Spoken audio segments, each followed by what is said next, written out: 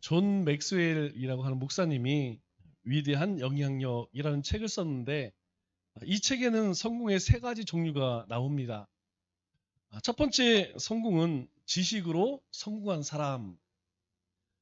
머리 좋은 사람이죠. 머리가 좋은 사람. 그런데 머리가 좋아서 성공한 사람은 그 성공이 오래 가지 못한다는 거예요. 잠시 머물기는 하지만 그리 오래 가지 못합니다. 머리만 좋아서는 대부분은 이제 좋은 쪽으로 안 쓰고 좋지 않은 쪽으로 많이 쓰더라고요. 그래서 이러한 성공은 오래가지 못하는 것 같아요. 두 번째 성공은 행동으로 성공한 사람. 이 성공은 그래도 꽤 오래 가죠. 왜냐하면 그렇게 머리는 좋지 않다 할지라도 몸을 열심히 수고해서 노력해서 땀 흘려서 얻은 성공이기 때문에 이 성공은 다른 사람들의 인정을 받습니다. 우리 자수성가 하신 분들, 그들은 나름대로의 철학이 있어요. 삶의 방향성이 분명합니다. 그래서 이분들은 웬만해서는 이 고집을 꺾기가 어려워요. 왜냐하면 그런 신념을 가지고 그렇게 열심히 살았기 때문에 그 성공이 그래도 어느 정도는 갑니다. 세 번째 성공은 인격으로 성공한 사람이 있죠. 이들의 성공은 영원하다 할 정도로 오래 갑니다. 우리가 이러한 사람들을 보통 성인이다 이렇게 이야기를 합니다. 성인이라고 이야기하는 사람, 아주 훌륭한 사람들이 있죠. 그런 사람들이 삶의 모습이나 남긴 그런 어록들을 보면 참 본받을 만한 것들이 많이 있어요. 우리가 뭐 성경 말씀 볼 시간이 없어서 다른 거 잘 안 보지만 그래도 석가모니가 한 이야기들 또 공자 맹자가 한 이야기들을 가만히 들여다보면 굉장히 우리의 삶에 유익한 그런 말들도 있습니다. 진정한 성공은 바로 그리스도 안에서 거듭난 인생이라고 이야기하는 이유가 바로 여기 있죠. 우리가 주님 안에 살게 되면 주님의 말씀 안에 주님의 인도하심 가운데 살게 되면 우리 안에 변화가 일어납니다. 이전에 내가 추구했던 것들, 내가 꿈꾸던 것들, 내 신념들 그런 것들이 자연히 내 안에서 사라지고 주님께서 말씀하시고 주님이 살아셨던 그런 인생을 우리가 쫓아 살아가게 되죠. 그래서 진정한 성공은 그리스도 안에 사는 거듭난 인생이 진짜 성공한 인생이라는 것이죠. 그래서 이 성숙한 신앙의 모습은 뛰어난 어떤 도덕적 행위보다 오히려 사랑, 용서 안에 있다는 것을 알게 되는 것이죠. 오늘 14절 말씀을 보면 이렇게 이야기합니다. 너희가 사람의 잘못을 용서하면 하나님도 너희 잘못을 용서하시려니와 또 15절에는 너희가 사람의 잘못을 용서하지 아니하면 하나님도 그렇게 하지 않는다 이렇게 이야기해요. 너희가 먼저 그 관용을 사랑을 용서를 베풀게 되면 하나님도 우리 가운데 그렇게 하신다는 거예요. 그러나 너희가 그렇게 하지 않으면 하나님도 우리에게 그렇게 하지 않는다라는 것이죠. 그러면 이 말씀이 어디 다음에 나오죠? 우리가 몇 주 동안 함께 나누었던 주기도문 다음에 이 말씀이 나옵니다. 이 주기도문의 말씀을 주님이 가르쳐 주신 이유가 두 가지 있다고 그랬죠. 첫째는 이방인처럼 그냥 기복적인 그런 간구를 그리스도인들도 하고 있었어요. 또 하나는 중언부언, 자기도 알지 못하는 이 주문과 같은 기도를 하는 모습을 보면서 너희가 그렇게 앞뒤 없이 기도하지 말고 기도할 때는 하나님을 향해서 이러한 기도를 하고 너희 삶을 위해서는 이렇게 기도하라. 그리고 나서 이 용서에 대한 말씀을 하십니다. 왜 그럴까요? 만일 우리가 아무리 천사의 말을 하고 엄청난 기사와 이적을 행한다 할지라도 여러분 사랑이 없으면 소용이 있을까요? 없다는 것이죠. 오늘 15절에서 이야기하는 이 용서는 결국 무엇을 이야기합니까? 사랑의 표현된 모습이 용서라는 거예요. 긍휼한 마음 없이 누구를 사랑할 수 있느냐? 긍휼한 마음 없이 누군가를 용서할 수 있느냐? 이건 불가능하다는 것이죠. 우리가 살다 보면 도덕적으로 깨끗한 사람은 10명 중에 한 두세 명, 한 서너 명 서너 명은 많고 두세 명 정도는 찾아볼 수 있습니다. 우리가 이 교회 말고 세상에서 그래도 사람들이 좀 도덕적으로 살려고 하는 사람들이 종종 있어요. 그런데 용서할 줄 아는 사람은 100명에 한 사람 있을까 말까라는 것이죠. 이게 쉽지가 않습니다. 이 한번 원한 관계가 되면 그 마음을 그것을 풀을 수 있느냐 어려워요. 정말 용서라는 것이 그렇게 어렵다는 것이죠. 그런데 우리가 지금 이 시대를 살아가면서 매일 겪는 게 뭡니까? 우리가 겪는 것이 그거예요. 이 시대에 참 비판하고 지적할 줄 아는 사람은 정말 도처에 넘쳐나요. 얼마나 똑똑한지 안 똑똑한 사람이 없어. 뭐 우리 전국을 이야기하든지 시대를 이야기하든지 뭐 사람을 이야기하든지 뭘 이야기하든지 비판하고 지적하는 사람은 넘쳐납니다. 그런데 관용을 보여주는 사람은 굉장히 적다는 거예요. 여러분 늘 말씀드렸지만 우리 어렸을 때에는 사람이 그러면 안 돼요. 그거 도리가 아니요. 그렇게 하고 넘어갔던 적이 많이 있던 것 같아요. 이웃지간에 친구지간에 그러는 거 아니요. 그런데 어떻습니까? 이제는 법이 아니면 해결이 안 돼. 법이 아니면 해결이 안 됩니다.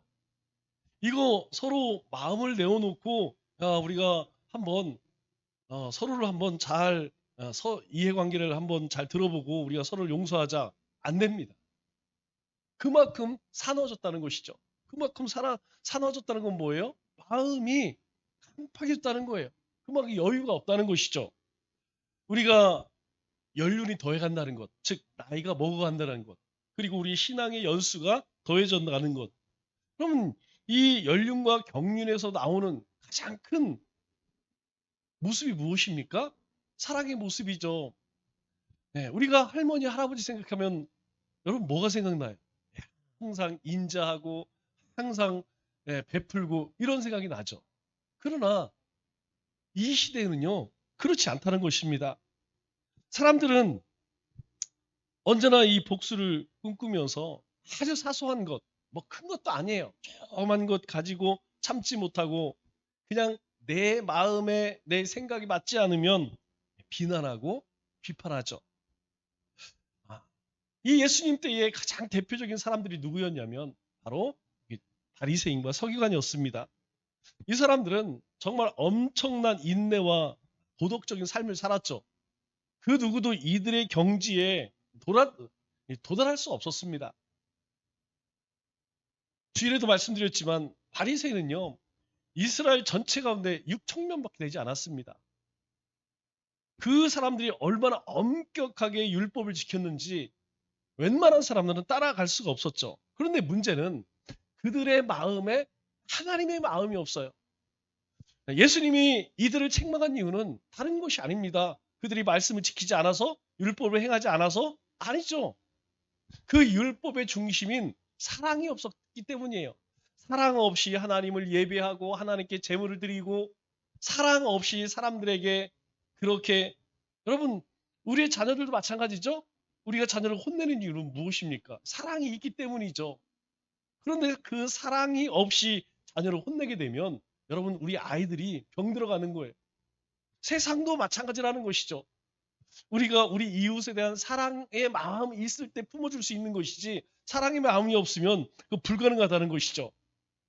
그렇기 때문에 오늘 성경은 우리에게 뭐라고 말씀하냐? 내가 그 사랑의 마음을 품고 누군가에게 관용 베풀고 사랑을 베풀면 하나님도 그렇게 하신다는 것이죠. 그러나 그렇게 하지 않으면 너도 똑같이 하나님에게 그렇게 정죄 받을 것이라는 것이죠. 이 바리새인의 가장 큰 문제가 무엇이었냐면 정죄였다는 것이죠. 너는 죄인이야. 여러분 이것이 사람을 얼마나 병들게 합니까?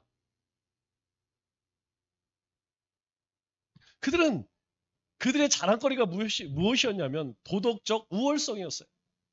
우리는 이렇게 한다. 우리가 이것을 통해서 알 수 있는 게 무엇이냐면 우리가 사랑할 줄 모르는 사람도 용서할 줄 모르는 사람도 열심히 봉사하고 가르치기도 하고 도덕적일 수 있다는 거예요. 뿐만 아니라 사람들에게 존경받고 그리고 여러 영역에서 아주 탁월함을 인정받을 수도 있다는 것입니다. 바로 이 종교 지도자였던 바리새인과 서기관이 그런 사람들이었어요. 그러나 이 용서를 거부하는 사람은 하나님의 용서를 누릴 수 없다는 거예요. 이것이 가장 큰 문제라는 것이죠. 즉 하나님의 사랑을 누릴 수 없다는 것입니다. 여러분 하나님의 사랑을 누리지 못하면 항상 어떤 삶을 살아야 되느냐? 가장 첫 번째 나타나는 것이 죄책감이에요. 죄책감. 나는 이런 존재야. 입에서 죄인이란 말이 떠나지 않죠. 하나님의 은혜를 누리지를 못한다는 거예요. 우리는 분명 하나님의 은혜를 구원받았습니다. 그럼에도 불구하고 여전히 그 마음과 생각을 붙들기는 게 무엇이냐면 죄책감이라는 거예요. 여러분 죄책감은 누가 주는 것이죠? 예, 악한 영들이 주는 겁니다. 우리로 하여금 하나님의 은혜를 누리고 하나님의 백성으로 살아가지 못하도록 우리의 마음을 계속해서 붙들고 있는 것이 죄책감이라는 거예요. 그 죄책감에 붙들리면 나타나는 증상이 무엇이냐면 자존감이 떨어져. 나는 안 돼. 나는 못해. 그래서 입에서 떠나지 않는 말이 저는 안 돼요. 난 못해요. 이 말이 떠나질 않아요. 여러분 그러나 은혜를 누리는 사람은 어떻습니까? 예, 은혜를 누리는 사람들을 보면 어떤 때 보면 당돌할 만큼 자신감이 넘쳐. 한번 해보자는 것이죠. 한번 도전해보자는 것이죠. 그러나 이 죄책감에 붙들려 있는 사람은 자존감이 낮기 때문에 항상 할 수 있는 게 없어요. 하지를 못해. 또 한 가지가 무엇이냐면 열등감입니다. 다른 사람과 자꾸 비교를 하게 되죠. 우리가 항상 조심해야 할 것이 무엇이냐면 우리는 주님을 바라보고 주님이 가신 길을 쫓는 사람들입니다. 주님의 제자된 삶을 사는 사람들이에요. 우리의 스승이 누구죠? 주님이십니다. 그런데 주님이 아니라 주님의 말씀이 아니라 자꾸 누구를 보냐면 주변에 있는 어디 교회는 어디 목사님은 어디 성도는 어디는 왜 그럴까요? 그 마음에 열등감이 있기 때문에 자존감이 낮으니까 자꾸 다른 사람과 비교할 수밖에 없는 거예요. 여러분 우리가 우리의 자녀들에게 종종 그럴 때가 있죠. 누구는 그런데 거꾸로 한번 생각해 보세요. 내 자신이 누군가 비교가 된다고 하면 여러분 기분 좋을 사람 하나도 없다는 것이죠. 왜 그러냐면 하나님이 주시는 이 용서의 은혜, 긍휼의 은혜, 사랑의 은혜를 누리지 못하니까 결국은 심령이 죽어져 가는 거예요. 심령이 자꾸 오그러져 가는 것입니다. 그래서 내 중심으로부터 용서하지 않으면 우리는 용서할 수 없다는 거예요.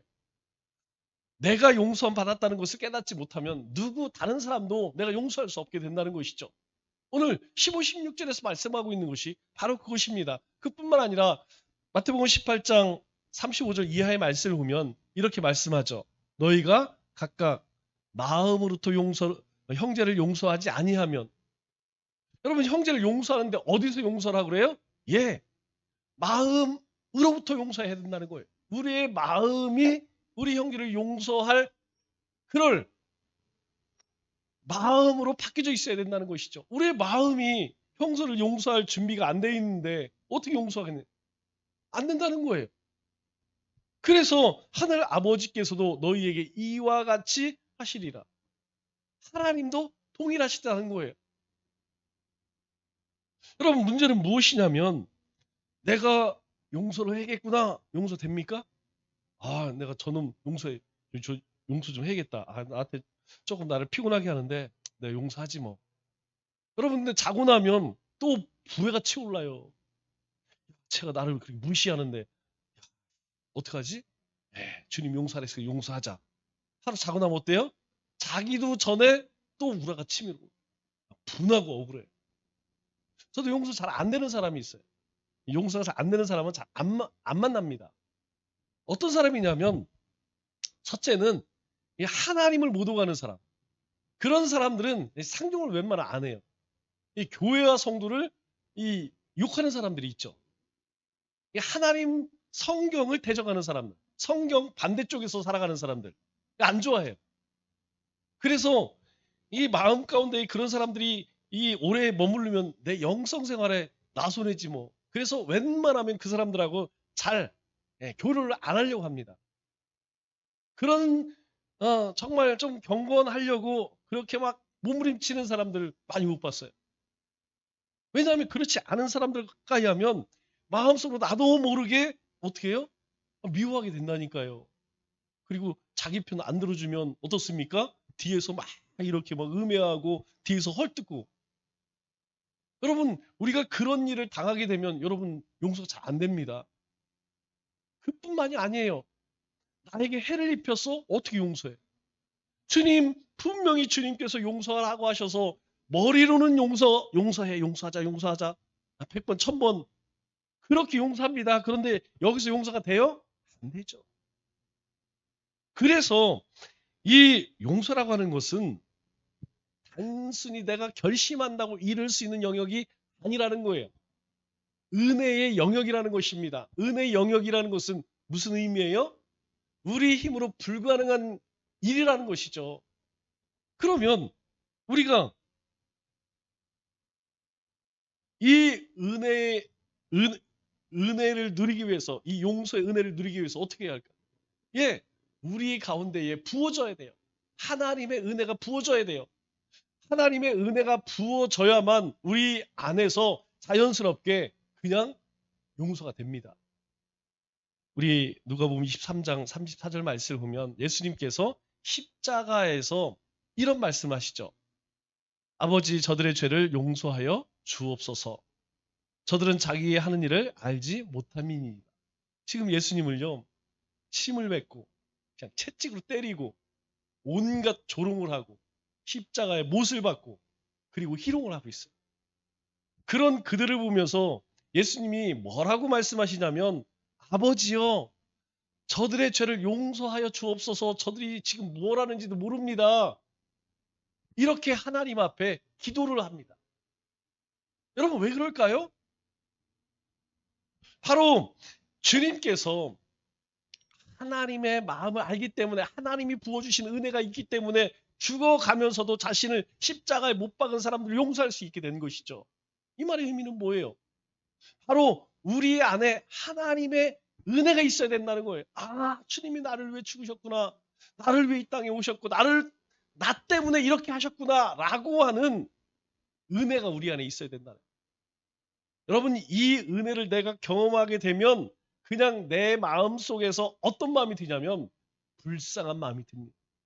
여러분 이 말씀 속에 뭐가 보여져요? 주님께서 주님을 조롱하고 모욕하고 못 박은 그들을 바라볼 때 주님의 눈에 뭐가 보여요? 불쌍한 거예요. 이들이 하는 일을 알지 못해요. 도대체 뭘 하는지 자신들이 하나님의 아들을 십자가에 못 박는지 아닌지 뭔지를 몰라요. 앞뒤 구분을 못하는 거예요. 그런 그들을 보면서 불쌍한 마음이 드는 거예요. 여러분 우리가 누군가를 용서할 때에 먼저 우리 마음 가운데 드는 마음이 바로 이 마음이라는 거예요. 불쌍한 마음. 그렇구나. 저 사람이 믿음이 없어 저렇게 하는구나. 아, 저 사람이 하나님이 없으니까 저렇게 살아가는구나. 저 사람이 말씀이 없으니까 저렇게 앞뒤 구분 못하고 그냥 망나니처럼 여기 들여받고 저기 들여받고 하는구나. 그렇게 불쌍히 여겨져요. 여러분 그 영혼이 그 사람이 불쌍히 여겨지면 내 마음속에서요. 그 사람이 저절로 용서가 된다는 것이죠. 그렇게 하기 위해서 어떻게 해야 한다고요? 예, 주님께서 가르쳐 주신 기도 문을 붙들고 우리가 기도할 수 있어야 한다는 거예요. 우리가 하나님 앞에 주의 영광을 위해서 우리의 삶의 필요를 위해서 간구할 때에 하나님은 우리의 마음에 주님의 마음을 주세요. 주님의 뜻을 깨닫게 하세요. 그러면 나를 그렇게 고통스럽게 하고 나를 괴롭혔던 내 마음을 상하게 했던 그 사람이요. 한순간에 불쌍하게 보이지는 오늘 주님과 같이 주님, 하나님 저들이 뭔 일을 하는지 알지 못합니다. 그냥 저들의 죄를 용서하옵소서. 이런 마음을 우리가 품게 되어진다는 것이죠. 그리고 이어서 예수님께서는 금식에 대해 말씀하십니다. 여러분 금식은 우리 인생의 의미를 다시 돌아보게 해요. 금식은 자신을 바라보게 하는 놀라운 방법이라는 것입니다. 왜냐하면 여러분 우리 신앙생활 가운데에 가장 큰 문제가 뭔지 아세요? 예, 우리 신앙생활의 가장 큰 문제는 주제 파악 안 되는 겁니다. 하나님 앞에서 내가 어떤 존재, 이 주제 파악 안 되면요. 절대 하나님 앞에 엎드리지 않아요. 하나님 예비하지 않습니다. 하나님 말씀 들으려고 하지 않아요. 하나님께 기도하지 않습니다. 그런데 하나님 앞에 주제 파악이 된 사람은 나 같은 사람, 나는 정말 떠드는 먼지만도 못하구나. 나는 정말 저 구더기 같은 존재구나. 나는 영원히 하나님의 진노와 심판받을 자구나. 라는 것을 깨닫게 되면요. 하나님의 말씀이 귀에 들어오는 거예요. 하나님 앞에 엎드릴 수밖에 없다는 것이죠. 여러분 왜 금식해야 합니까? 금식해야 하는 가장 큰 이유가 구약시대에 자신의 죄를 슬퍼하고 회개할 때 반드시 금식했어요. 이스라엘 백성들 가운데에 그래도 괜찮은 왕 몇 명 있었죠? 그들이 보세요. 그들이 자신의 죄와 그리고 백성들 하나님 앞에 지은 그 죄를 바라보면서 그것이 보여지니까 어떻게 해요? 예, 금식하고 죄를 뿌리면서 죄를 머리에 뿌리면서 그렇게 하나님 앞에 기도하는 거예요. 다윗이 하나님 앞에 기도할 때 모습 여러분 언제 합니까? 그가 하나님 앞에 범죄했을 때에 간음하고 죄 없는 그의 남편을 죽였을 때에 그는 하나님 앞에 침상을 적시며 그렇게 기도할 수밖에 없는 것이죠. 두 번째로 금식은 하나님의 긍휼과 자비를 구할 때에 하는 것입니다. 여러분 우리 신앙생활에 가장 슬퍼할 때가 언제? 여러분 가장 슬퍼할 때 언제일까요? 병 들었을 때, 사업 망했을 때, 뭔가 잘 일이 안 될 때, 뭐 자녀가 잘 안 될 때, 여러분 그거 아닙니다. 여러분 우리가 가장 슬퍼해야 할 때는 언제냐면 하나님의 말씀이 들리지 않을 때, 하나님의 음성이 들리지 않을 때, 하나님이 나에게 말씀하시는 것이 들리지 않을 때, 이때가 가장 슬퍼해야 할 때라는 거예요. 내가 지금 온전히 믿음 생활을 하지 못하는데 내가 조금씩 선을 넘어서 죄도 짓고 악한 일도 하고 있는데 하나님이 나에게 아무 말씀도 안 하셔. 아무 일도 행하지 않으셔. 그냥 다리 몽둥이를 뿜들든지 아니면 내 마음 가운데 막 고통을 줘서 괴롭게 하든지 그런데 아무렇지도 않아. 여러분 심각한 위기입니다. 그때 해야 할 일이 무엇이냐면 하나님 앞에 금식하며 기도해야 돼요. 왜? 하나님의 긍휼과 자비를 구할 때에 가장 빠른 방법이 무엇이냐? 여러분 금식이 뭐예요? 내가 곡기 끊고 죽겠다는 거 아닙니까? 내가 더 이상 이 뭔가 에너지원으로 뭘 먹어서 하지 않겠다는 거예요. 하나님이 부어주신 은혜 그거에만 내가 힘으로 삼겠습니다라는 의미 아니겠어요? 여러분 때때로 우리 신앙생활하면서 참 고통스러울 때 그때 있어요. 하나님의 음성이 잘 들려지지 않아요. 하나님의 인도하심이 보여지지 않아요.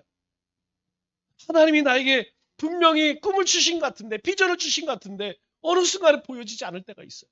그러면 하나님 앞에 금식하며 기도해야 한다는 것이죠. 마지막으로 금식은 하나님의 세미한 음성을 듣는 것입니다.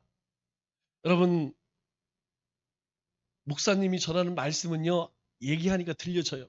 그러나 더 중요한 건 무엇이냐면 이 말씀이 나에게 들려지냐라는 것이에요. 내가 성경을 읽을 때에 그 하나님의 나에게 하시는 말씀이 들려지냐는 거예요. 내 가슴, 내 마음판에 새겨지는 말씀이 있냐는 거예요.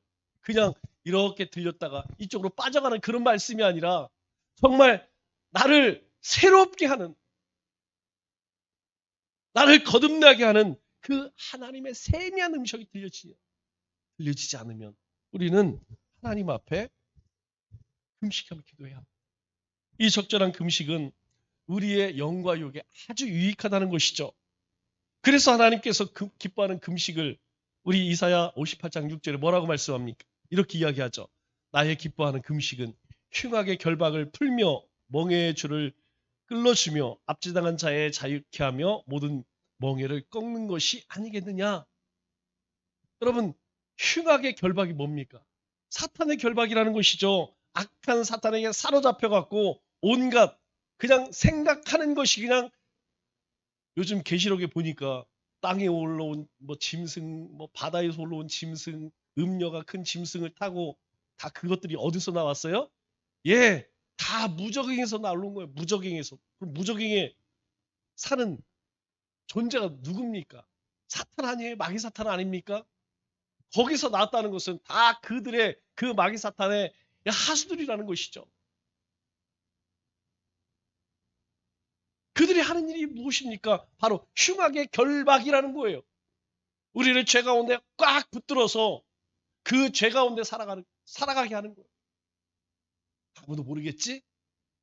아무도 안 받겠지? 스스로를 속여요, 스스로를. 스스로를 거짓되게 합니다. 하나님 뭐라고 말씀하세요? 불에라 해로라. 하나님은요, 지켜보고 계세요. 그리고 우리에게 말씀하시고 듣게 하십니다. 돌이키게 하십니다. 그런데 이 사단은요, 우리를 결박하여서 놓아주지 않아요. 멍에의 줄을 끌어주며, 멍에의 줄이 뭡니까? 바로 이 죄에 사로잡혀 살아가는 것을 끌어준대, 풀어주는 게. 이것이 바로 하나님이 기뻐하는 금식이다. 이렇게 이야기합니다. 오늘 본문에 금식할 때 우리가 유의할 두 가지를 가르쳐 주고 있어요. 16절 말씀을 보니까 첫 번째로 너희가 금식할 때 조심해야 할 것. 금식할 때 너희는 외식하는 자들 같이 슬픈 기색을 보이지 말며. 외식하는 자는 누군지 잘 알죠? 그들과 같이 슬픈 기색을 보이지 말라 이렇게 이야기합니다. 제가 실제로 경험한 금식을 하는데 이분은 항상 물병을 들고 다녀요. 여러분 우리가 평상시에 물병 들고 다니나요? 그러면 왜 물병을 들고 다닐까요? 지금 금식한다는 거죠. 네, 나 지금 열흘 금식한다. 20일 금식한다. 물병을 항상 들고 다녀. 그래 사람들이 왜 물병을 들고 다녀? 나 금식해. 이거 얘기하고 싶어갖고. 여러분 이 외식하는 자들 바리새인과 서기관들이 일주일에 두 번씩 월요일과 금요일에 금식을 했습니다. 아마 주님께서 화요일이나 금요일 날에 금요일은 안 되는 날이죠. 어쨌든 화요일이나 금요일 날 했으면 이 말씀을 하지도 않았을지도 몰라요. 이 월요일과 목요일은 왜 중요하냐? 그날이 장날이에요, 장날. 여러분 우리도 5일장이 있죠? 뭐 1, 6, 7 뭐 이렇게 있어요. 네, 동네 가보면 다 5일장들이 있습니다. 지금은 많이 살았지만 그래도 시골에 가면 아직도 장이 쓰죠. 그런데 이 월요일과 목요일이 뭐 하는 날이냐면 장서는 날이에요, 장서는 날.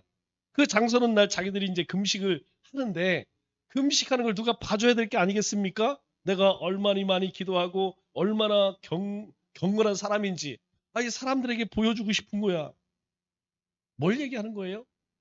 내가 슬픈 기색을 띠지 말라라고 하는 것은 금식하는 과정 그게 중요한 게 아니라는 거예요. 금식하는 그 자체가 중요한 게 아니라는 거예요. 그 중심이 무엇이냐? 그 마음 가운데 앞서 이야기한 것처럼 정말 그 죄를 슬퍼하고 하나님의 긍휼을 구하고 하나님의 세미한 음성을 듣기 위해서 하는 것이냐? 이게 중요하다는 것이죠. 왜 그렇습니까? 18절 말씀을 보니까 이렇게 이야기하죠. 이는 금식하는 자로 사람에게 보이지 않고 오직 사람에게 보일 필요가 없다는 거예요. 내가 하나님 앞에 금식하고 기도하는 것 사람이 보면 아이고 훌륭하십니다. 대단하십니다. 그렇게 칭찬받으면 뭐라고 이야기해요? 이미 네가 받을 상 다 받았다는 겁니다. 그러나 오직 은밀한 중에 계신 내 아버지께 그렇게 하라는 거예요. 왜? 내 마음 가운데 정말 너의 죄를 생각하고 하나님의 은혜를 구하며 하나님의 음성 듣기를 원한다면 하나님이 갚아주십니다. 하나님 응답하신다는 거예요. 내 마음의 소원을 이루어 주신다는 것입니다. 그렇기 때문에 사람 의식하지 말라는 거예요. 두 번째로 17절 말씀을 보니까 이렇게 이야기하죠. 너는 금식할 때에 머리에 기름을 바르고 얼굴을 씻으라. 이렇게 이야기합니다. 이 말의 의미가 뭡니까? 평상시처럼 그렇게 자연스럽게 티내지 말라는 것이죠. 어떤 분들이 있어요. 뭐만 하면 꼭 수염을 길러. 저도 수염이 저는 수염이 많이 나는 편이어서 수염 이틀만 안 이루면 산적 같아요. 그런데 꼭 뭐만 하면 티를 내. 왜 그렇습니까? 사람들에게 보이려고 그러는 것이죠. 목적이 벌써 이게 잘못되어졌다는 것입니다. 사람들이 금식을 하는지 안 하는지 모르게 보이려고 쇼하지 말라는 것이. 왜 그렇습니까? 여러분, 금식이라고 하는 것. 오늘 금시라고 이야기하지만 다른 말로 이야기하면 우리의 경건 행위가 다 포함되는 이야기예요. 이 금식이라는 것은 단순히 뭘 먹고 마시는 것을 절제하는 것만 의미하는 것이 아니라는 거예요. 이 금식을 한다는 것은 나는 물 안 마셔. 나의 밥 안 먹어. 이거 얘기하는 것이 아니라는 것이죠. 금식은 우리의 삶 전체를 성결하게 하고 거룩하게 하고 절제케 한 것이라는 것입니다. 내가 하나님 앞에 더 정결하게, 더 절제된, 더 성결한 삶을 살기를 다짐하는 것이라는 것이죠. 그렇기 때문에 우리의 삶을 붙들고 있는 것이 있다면 우리는 그것을 끊어내야 합니다. 여러분, 우리가 일상생활 때는 잘 몰라요. 그러나 우리가 이 금식을 하게 되면 내 삶을 붙들고 있는 것, 나를 중독시킨 것, 그것을 알 수 있다는 거예요. 그래서 진실하고 주님을 사랑하는 그리스도인은 그것이 주님의 뜻이라면 끊어낼 수 있는 결단이 있어야 한다는 것입니다. 우리가 항상 그런 모습들을 봐요. 다른 것 참 열심히 합니다. 다른 것 참 관심이 많아요. 그런데 왜 주님을 사랑하는 일, 예배하는 일, 기도하는 일, 복음을 전하는 일, 섬기는 일, 이런 일에는 그렇게 열심히 없을까?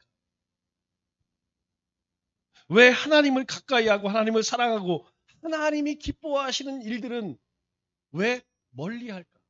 왜 그럴까요? 말씀을 맺도록 하겠습니다. 여러분 용서하시기 바랍니다. 아직도 마음에 용서되지 않는 사람이 있다면 주님을 바라보며 주님의 마음으로 용서해야 합니다. 그래도 안 되면 금식하시기 바랍니다. 금식하면 우리 영육간에 유익이 있습니다. 한 해가 저물어 가죠. 이제 며칠 남지 않았습니다. 올 해가 가기 전에 아직도 내 마음 가운데 용서하지 못하는 사람이 있다면 여러분 내년으로 같이 가면 안 돼요. 올해 안에 화해해야 합니다. 그 사람 용서할 수 있어야 됩니다. 남은 3일도 하나님이 주시는 긍휼한 마음을 품고 결박에 매인 사람들을 풀어주고 멍에를 짊어진 사람들에게 담대히 하나님의 복음을 전할 수 있도록 힘써 기도하는 우리 믿음의 권속들 되시기를 주님의 이름으로 축원합니다.